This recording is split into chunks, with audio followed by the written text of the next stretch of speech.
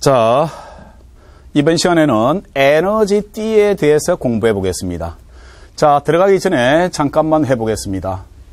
여러분들이 공부를 하시다 보면은 예를 들어서 화학 조금 하다가 유기 조금 하다가 그리고 물리 조금 하다가 생물 조금 하다가 이렇게 하면 안 됩니다. 그래서 어떤 내용이 확실히 이해되지 않게 되면은 확실히 이해될 때까지 완전히 끝내시고 다음으로 넘어가시는 게 좋습니다. 저는 10파트에서 이 얘기를 항상 하는데 무슨 말이냐 하게 되면은요, 물이 존재하는데 우리 화장실에도 이제 글이 나와 있잖아요. 물이 있는데 99도씨까지 물이 가만히 있습니다. 그러다가 100도씨가 되는 순간 액체에서 기체로 쫙 바뀌어버리잖아요. 요렇게 학문에도 마찬가지로 어느 단계가 있어요. 그 단계를 살짝만 넘어버리면 너무 쉬워요. 그래서 그 단계를 넘는 것이 진짜 중요한데 이 수업을 듣는 학생들 진짜로 강조하고 싶은 것은 어떤 내용이 어렵다고 해서 넘길 것이 아니라 그 단계를 조금만 극복을 해달라. 공부를 잘하고 못하고의 차이는 아마 거기에 있지 않을까. 예를 들어서 밥을 한다고 하면은 밥 조금 하다가 된장 좀 끓이다가 이러면 안 돼요.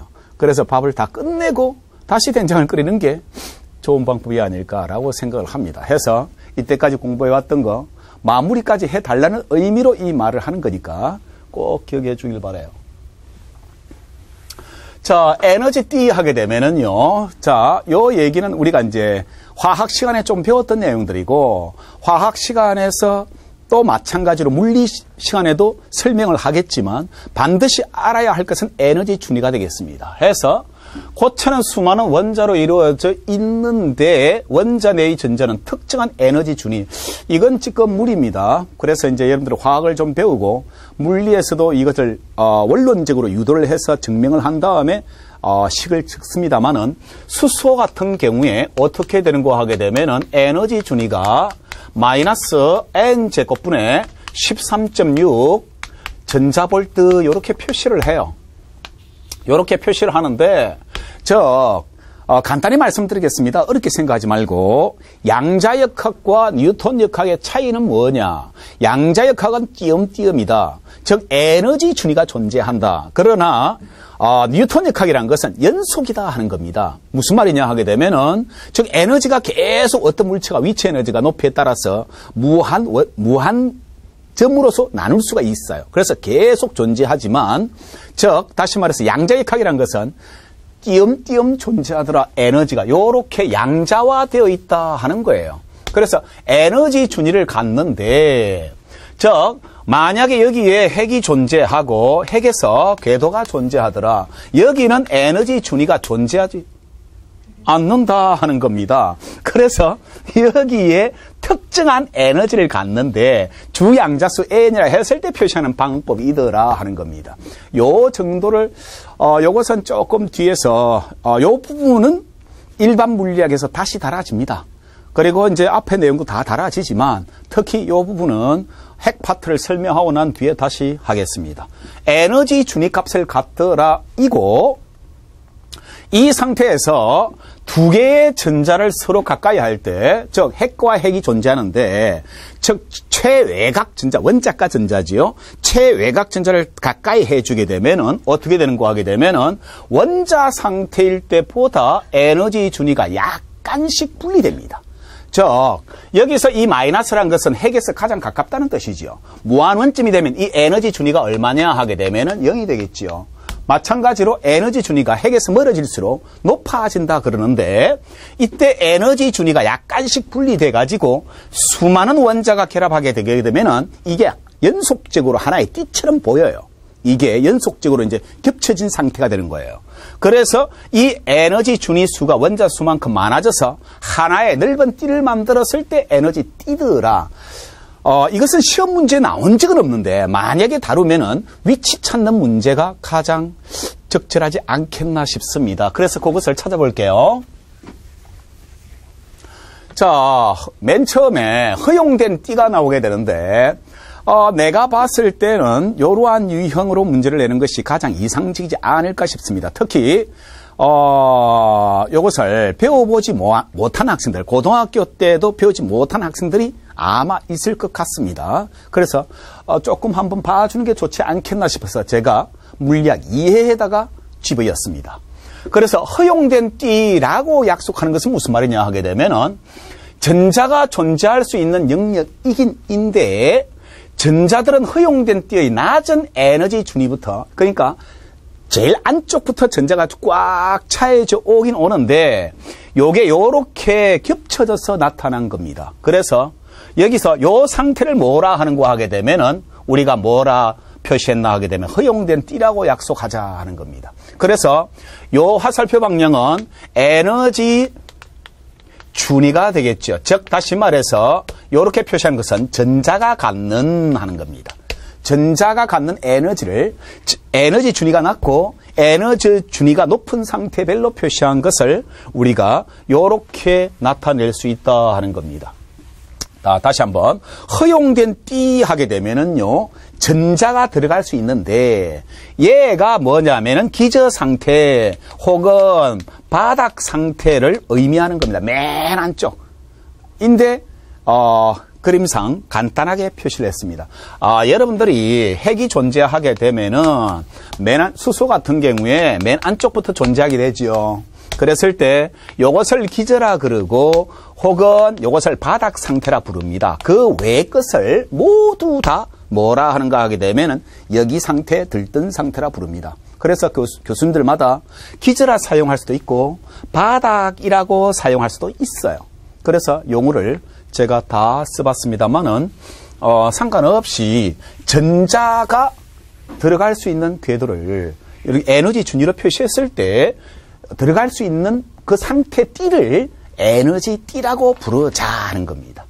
자, 그런데 에너지 띠가 이렇게 나와 있는데 이것을 수없이 많은 원자들이 겹쳐졌으니까 확대를 하게 되면 수없이 많은 궤도가 존재하겠죠. 이게 겹쳐져가지고 꽉 차진 상태이기 때문에 이게 하나의 띠로 보인다. 그래서 허용된 띠라고 보겠습니다. 반드시 밑에서부터 차 올라온다는 겁니다. 다음에 원자가 띠 하게 되는데요. 이 찾으라가 거의 대세가 되겠습니다. 전자가 존재하는 영역이다 하는 겁니다. 그러면 전자가 존재하는 영역이 이렇게 세 개로 나오는데 요것도 전부 다 허용된 띠입니다만 자 보십시오. 전자가 존재하는 영역이되 에너지가 가장 높은 여기가 가장 낮은 상태지요. 전자가 존재하는 가장 높은 요것을 뭐라? 원자가 띠라 한다. 자, 다음 요것은 전부 다 허용된 띠고요. 허용된 띠 중에서 전자가 차여져 있는 것 중에서 가장 높은 것을 뭐라 하는 거 하게 되면은 원자가 띠라 한다. 요건 골루라 하는 형태인데 요건 한번 보셔야 될 것 같습니다. 됐나요? 그래서 에너지가 가장 높은 상태의 에너지 띠를 허용된 띠지만 공통적으로 한 번 더 요것을 원자가 띠라 부른다는 겁니다. 그 다음에 전도띠가 나오게 되는데 자 원자가 띠리 바로 위에 그러면 원자가 띠가 요거지요. 전자가 차여져 있는 상태에서 가장 높은 것이 뭐가 되겠습니까? 원자가 띠지요.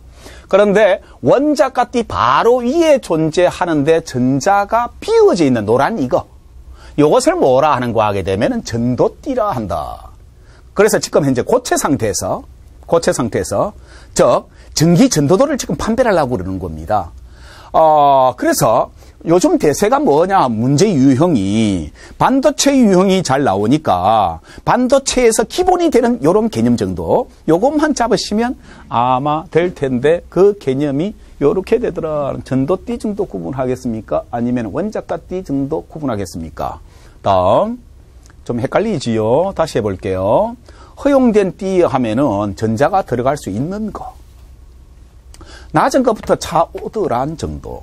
그 다음에 허용된 띠에서 가장 높은 것을 전도띠. 허용된 띠 중에서 전자가 존재하는 가장 높은 것은 뭐가 되겠습니까? 요것은 원자가띠. 원자가띠 바로 위에 전자가 존재하지 않는 것을 뭐라고? 전도띠. 됐습니까? 자, 원자가띠 하게 되면은 여기가 되겠고요. 허용된 띠지만 원자가띠 바로 위에 있는 전자가 비워져 있는 띠를 전도띠다라고 부릅니다. 자, 255페이지가 되어 있고요. 다음 금지된 띠가 나오게 되는데요. 그러면 허용된 띠가 쭉 나오게 되는데 이 상태로는 뭐가 되겠습니까? 전자가 존재하지 않지요. 전자가 존재하지 않는 요 상태가 쭉 나옵니다만 요것을 뭐라 하게 되면은 금지된 띠다라고 하는 겁니다. 금지된 띠는 띠인데 또 약속을 한 번 더 하겠습니다. 요것을 뭐라 하는가 하게 되면은 전도띠와 원자가띠 사이의 요 에너지 크기를 우리가 띠텀이라 표시하겠는데 자, 잠깐 한번 보겠습니다. 띠텀 하게 되면요. 원자가띠 하면 요게 원자가띠이지요. 다음에 전도띠 사이의 간격을 요것을 금지된 띠라 부르는데 두 개 다 요 사이에 금지된 띠를 뭐라 부르는가 하게 되면은 띠텀이라 하자 하는 겁니다. 하자. 됐습니까? 자, 그래서 고체의 에너지 특성 보시면은요. 전도띠로 이동한 전자는 하는 겁니다. 여기에 자, 전자가 이렇게 쫙 존재하지요. 존재하는데 자, 여기에 전자가 여기에 에너지를 받아가지고 뿅 하고 올라가요. 그러면 전도띠로 이동한 전자는 움직임이 자유로워서 이게 이름하여 자유전자인데 여기에 들어간 이 전자가 이러면서 전류를 흐르는 기본이 된다 하는 겁니다. 자, 그러면은요, 이 중에서 물리를 배웠던 학생들, 자, 만약에 도체가 있는데 여기서 도체가 온도가 증가하게 되면은 저항 성분이 증가한다라고 아마 고등학교 때 외웠을 거예요. 그렇죠. 이제는 설명할 수 있습니다. 자, 왜 그렇느냐 하게 되면은요. 도체에 전자가 이렇게 자유전자가 존재합니다. 자유전자가 존재하는데 온도를 올려버리면 뭐가 되겠습니까? 온도를 올려버리면은 얘가 운동이 빨라집니까? 느려집니까? 빨라지겠죠. 그랬을 때 어떤 방향으로 이 전자를 보내려고 하면은 뭐가 되겠습니까? 부딪히는 횟수가 많아져요? 적어져요? 많아지게 되겠죠. 그러면 저항 성분이, 즉 온도가 커짐에 따라서 저항 성분이 커지는데 예를 들어서 반도체는 하는 겁니다. 반도체는 온도가 증가하게 되면은 저항 성분이 반대로 줄어든다 하는 거예요.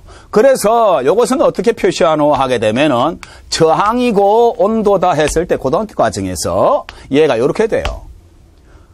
즉 다시 말해서 온도가 증가하면은 저항 성분이 커지더라 하는 겁니다. 정확한 직선은 아니고 비스듬한 곡선이에요.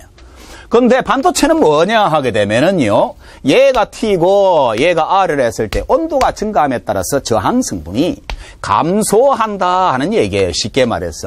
온도가 증가함에 따라서 저항은 감소한다는 얘기죠. 요것을 간략하게 표시를 하게 되면은 요렇게 플러스 마이너스가 여기가 결합이 돼 있는데 온도가 올라가게 되면은 이 결합되는 상태가 뭐가 되겠습니까? 깨져요. 깨지게 되면은 전자가 나오지요. 이 전자가 이동하기가 요 상태는 뭐가 돼? 완전히 구속된 상태인데 깨지니까 뭐가 되겠습니까? 이동할 수 있겠지요. 전류가 흐른다 라고 하겠지만 이제는 좀 더 수준 있게 해보자고요. 무슨 말이냐 하게 되면은 자 보십시오. 자, 여기에 원자과 띠의 전자가 존재하는데 열을 가해 볼게요. 열을 가해 버리면 이 전자가 에너지를 받지요. 에너지를 받아서 일로 올라가지요. 그러면 자유전자가 되지요. 고로 전류가 흐를 수 있다는 것이 이제서 간단하게 이제 이러한 내용들을 더 쉽게 설명할 수 있죠. 그래서 여러분들이 전도띠로 이동한 전자는 움직임이 자유로운 자유전자이기 때문에 전류를 잘 흐르게 할 수 있는데 자 보십시오. 지금 이 그림이 잘 안 보이네요. 요 안에 지금 마이너스가 존재하는데 에너지를 외부 에너지를 딱 가해버리면 뿅 하고 올라간다고 요 위로. 올라간 요것이 뭐가 되겠습니까? 이러면서 자유전자다. 자유전자 이 자체가 뭐가 되겠습니까? 전류를 흐르게 하는 원인이 되는데 즉 이 상태에서 이렇게 올리는 거 올려줄 때 에너지를 어떻게 가하느냐에 따라서 달라지겠습니다. 그러면은 여기서 띠텀 에너지가 크느냐 작으냐에 따라서 반도체의 종류를 구분하겠습니다. 자, 가볼게요. 그래서 띠텀까지 설명을 했습니다. 자, 헷갈리는데 이거 처음 보기 때문에 되게 헷갈립니다. 다시 볼게요. 처음부터. 너무 빨리 진도가 끝나도 안 되니까. 자, 맨 처음에 허용된 띠 하게 되면은 뭐가 되겠습니까? 전자가 들어갈 수 있는 띠가 되겠는데 참고적으로 맨 밑에서부터 차여져 오더라는 정도. 그런데 이것을 여러 개의 원소가 뭐가 됩니까? 결합됐으니까 엄밀히 따지면은 이것이 뭐가 된다고요? 수없이 많은 에너지 띠들이 겹쳐져 있으니까 이것을 확대를 해보게 되면은 이렇게 된다고요. 수없이 많은 에너지 띠들이 마지막에는 겹쳐져 있더라. 그래서 이제 조금 있다가 공유결합도 설명을 할 겁니다. 이온결합은 설명을 안 합니다. 이것은 여러분들 화학 시간에 하셔야 되고 공유결합까지는 제가 설명을 좀 해보겠습니다.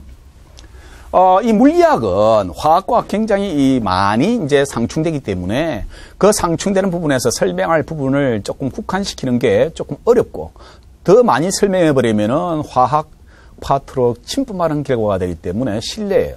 그래서 제가 스스로 제가 연관되는 내용만 설명을 하겠습니다.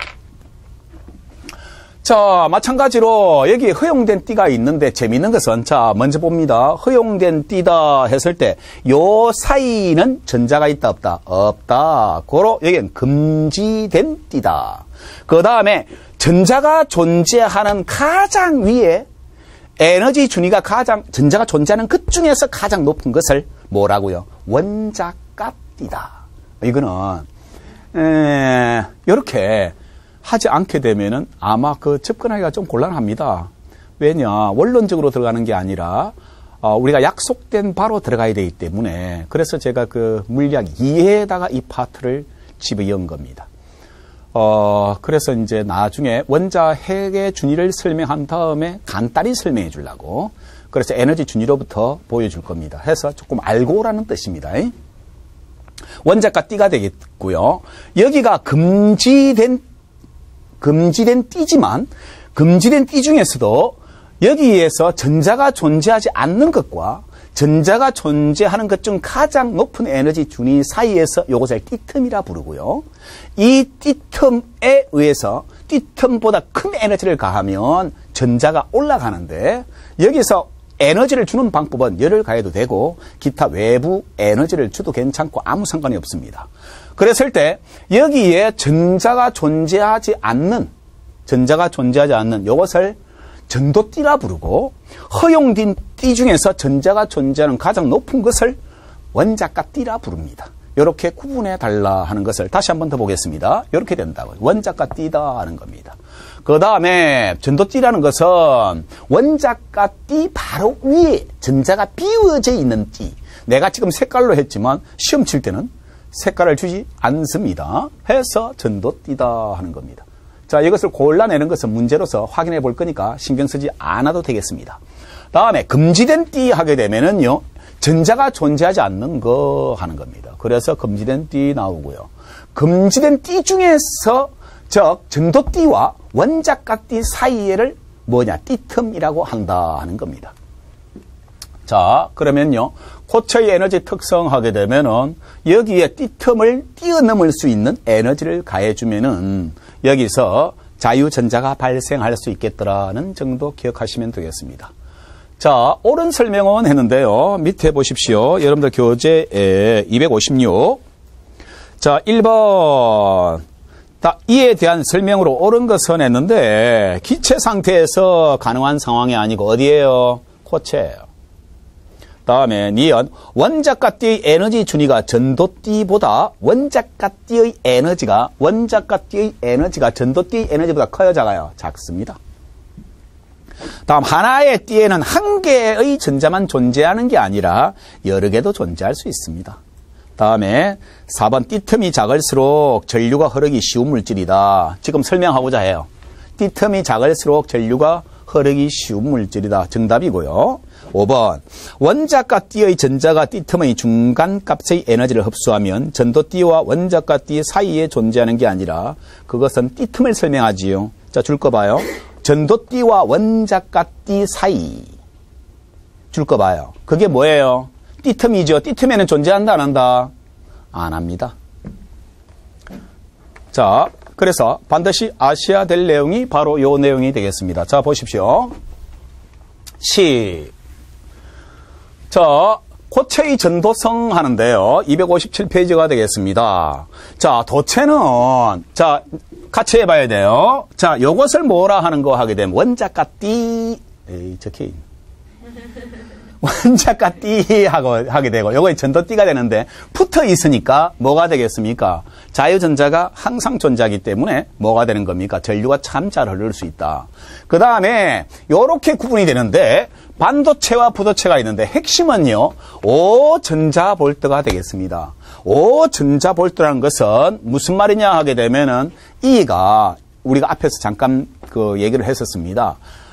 전자의 전기량은 몰라도 되지만 1.602 곱하기 10의 마이너스 19성 쿨롬을 가지면서 그것이 1볼트의 전위차가 생겼을 때 갖는 에너지를 1전자볼트라고 부릅니다. 그것은 나중에 일반 물리학 하면서 단위 상태로 들어가면 될 텐데 5전자볼트보다 작은 상태를 말하고 띠틈 에너지가 5전자볼트보다 큰 상태를 말해요. 그래서 도체와 부도체 사이의 에너지 정도를 갖는 것을 우리가 반도체라고 해요.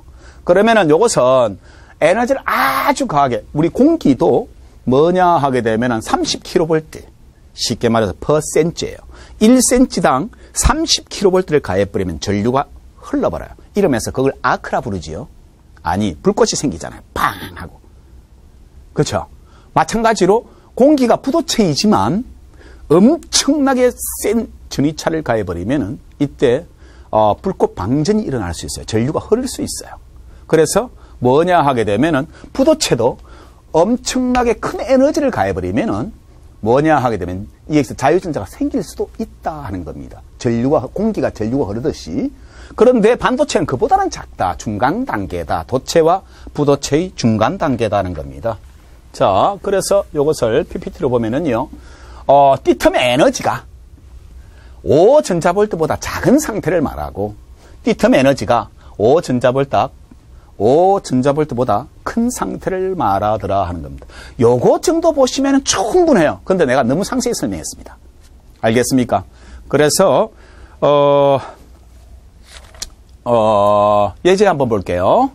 아니 문제를 낼 수 있는 유형별로 제가 집중력이 높은 거 모든 그 문제를 만들어 버리잖아요. 문제 만들어 볼게요. 어떤 물질의 띠틈이 부도체보다는 작았어. 참. 외부의 에너지를 흡수하면 전자가 전도띠로 올라가서 전류를 흐르는 거. 부도체는 아니고 어떤 때는 부도체 역할을 하고 그럼 반도체지.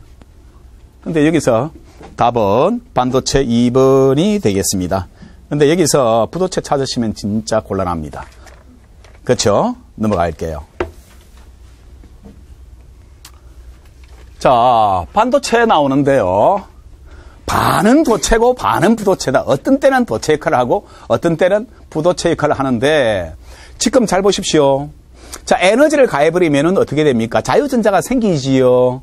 즉 원자가 띠에 있던 전자가 지금 이 말이 빨리 와닿지 않아서 이 파트는 한번 읽어보셔야 됩니다. 일반 물리학 들어오기 전에. 내가 에너지 준위를 설명 딱 한 다음에 이걸 막바로 설명 딱 해버립니다. 그리고 작년에는 이것을 어떻게 했냐 하게 되면은요, 에너지 준위 설명한 다음에 너무 쉽죠? 자, 보십시오. 라고 했는데 시험 문제 탁 나와버렸다고요. 보십시오. 해버렸어요. 근데 내가 좀 설명을 좀 더, 이건 설명할 것도 없고. 자, 가겠습니다. 반도체 하게 되면은요, 전기 전도도에 따른 물질의 분류 중에 하나입니다. 그래서 부도체보다는 자유전자가 뭐가 되겠습니까? 많고 도체보다는 작은 상태로서 즉 띠틈 에너지를 뛰어넘을 수 있는가 없는가에 따라서 자유전자가 생기느냐 안 생기느냐로 정의할 수 있겠더라. 그래서 순수 상태에서는 부도체와 비슷하지만 불순물 첨가나 기타 조작에 의해서 전기 전도도가 변하게 하는 현상을 우리 참 많이 이용합니다. 도핑이라 그럽니다. 화학 시간에 들어봤는지 모르겠는데 도핑하면이라는 글자를 자주 쓰고 우리도 씁니다. 우리는 조금밖에 안 쓰지만 즉 불순물을 첨가하는 기술을 도핑이라 그럽니다. 자, 해서 첨가나 기타 조작에 의해서 전기 전도도가 변하는 현상을 말하는 것인데 두 가지 조금 이따 할게요. 자, 원자가 전자 하게 되면 잘 아시죠? 화학 시간에 배웠잖아요. 여기에 최외각 전자를 우리가 원자가 전자인데, 몇 개예요? 하나, 둘, 셋, 네 개지요? 몇 가예요? 4가라 부릅니다. 최외각 전자의 전자의 개수. 화학 시간에 배웠는데, 그냥 한번 복습하는 건데, 본래 안 해주는 거예요. 이해니까, 물리학 이해니까 해보는 거예요. 원자를 이루는, 올해는, 자, 합니다. 원자를 이루고 있는 전자들 가운데 가장 바깥 전자 껍질, 최외각 껍질에 있는 전자 개수, 하나, 둘, 셋, 넷, 몇 가? 4가. 자, 됐습니다. 다음에, 공유결합, 내가 이거 설명하면은 참 이 월권인데, 반도체를 설명하려면은, 여기서 공유결합을 설명을 해야 됩니다. 자, 볼게요. 공유결합 화학 시간에 너무나 잘 배워왔는데, 다시 한번 더 해보겠습니다. 원소들이 결합을 형성할 때 서로의 원자가 전자는 최외각 전자지요. 원자가 전자를 내어놓아 전자쌍을 만들고 서로 공유한다 하는 겁니다. 그럼 봐야 되겠죠. 자, 수소의 공유결합인데 여기에 플러스가 있고 전자가 있습니다. 그리고 여기에 플러스가 있고 전자가 이렇게 있습니다. 공유결합을 한다는 얘기는 얘가 이렇게 된다. 오비탈 설명하고 싶으면 미치겠는데 이것은 월권이라서 못하겠습니다. 자, 얘가 이렇게 결합을 한다는 겁니다. 이것을 이름해서 공유결합이다. 최외각 전자가 같이 결합을 형성했을 때의 현상을 말한다 하는 겁니다. 자, 들어갈게요. 자, 258페이지에 258페이지에 순수 반도체가 나오게 되는데 보십시오. 순수 반도체라는 것은 뭐냐 하면은 원자가 전자가 4개인 원소 실리콘과 게르마늄이 있습니다. 실리콘과 게르마늄은 최외각 전자가 4개인데 자 보십시오. 실리콘이 이렇게 있지요. 그러면은 얘가 4개가 있고 4개가 있고 여기도 4개가 되고 여기도 4개가 되고 여기도 4개가 된다 하는 것인데 공유라 하는 얘기는 무슨 말이냐 하게 되면은요 요 상태다 하는 요 상태다 요렇게 해서 꽉 찾았다 하는 겁니다. 보겠습니다. 자 요것을 자 PPT로 예쁘게 보겠습니다. 요렇게 된다. 점선으로 만들어졌지요. 요렇게 된 상태를 공유결합이다라고 부르는데 특히 실리콘이나 게르마늄에다가 만들게 돼버리면 이렇게 만들어버리게 되면은 이러한 상태로 구성이 된다. 최외각 전자들이 하는 겁니다. 이러한 상태가 뭐냐 하게 되면은 이러면서 순수 반도체인데 순수 반도체는 몇 가 정도는 아셔야 됩니다. 몇 가요? 4가다라는 정도. 자, 다시 하겠습니다. 불순물 반도체가 나오게 되는데 이것은 259 불순물 반도체란 것은 두 가지가 있습니다. N형 반도체와 P형 반도체로 나눌 수가 있겠어요. 자, 우리가 외워야 할 것은 자, 읽어보십시오. 순수 반도체에 불순물을 첨가하는 것을 우리가 첨가해서 그러한 기술을 뭐라 하느냐 하게 되면 기술을 도핑이라 부릅니다. 아니 설명 다시 한번 더 할게요. 순수 반도체에 불순물을 첨가해서 반도체의 성질을 바꾼 반도체이다. 그래서 두 가지가 있는데 P형과 N형 반도체로 구분이 되더라. 도핑이란 것은 뭐냐? 순수 반도체에 불순물을 첨가해서 반도체의 성질을 바꾸는 기술은 도핑이라 부를게. 그러면 N형 반도체가 나오게 되는데요. 실리콘의 원자과 전자가 뭐를 삽입한다고요? 5인을 도핑을 하게 되면 전자 한 개가 남아버려요. 자, 볼게요. 이 남는 이 전자를 뭐라 부르느냐 하게 되면은 자유전자다라고 부릅니다. 이 자유전자에 의해서 전류가 흐르게 되되라는 정도 그림이 아주 예쁘게 그려져 있습니다. 우리 출판에 우리 박세화 씨라는 분이 너무 예쁘게 이건 너무 마음에 들어. 너무 마음. 원자과 전자가 5인 원소 여러분들 교재 보십시오. 적지 마시고 258 봤나요? 비소 258페이지에 있습니다. 제가 잘못했네요. 258페이지에 비소, 안티모니 혹은 안티몬 해도 괜찮아요. 그 다음에 비스무드 해도 괜찮아요. 해서 이런 것들을 섞어주면 어떻게 되느냐. 주모 읽어보십시오. 여기에 실리콘이 존재하고 여기다가 인을 집어넣어, 빨간 게 잘 안 보이네. 인을 집어넣어 버리면은요, 얘들이 공유가 이렇게 되긴 되는데, 뭐가 됩니까? 전자 한 개가 남지요. 전자 한 개를 남겨서 만든 반도체를 뭐라 하느냐 하게 되면은, N행 반도체다 하는 겁니다. 그래서 그림, 별표, 그림 한번 꼭 보십시오. 이 전자를 이러면서 자유전자다라고 부릅니다.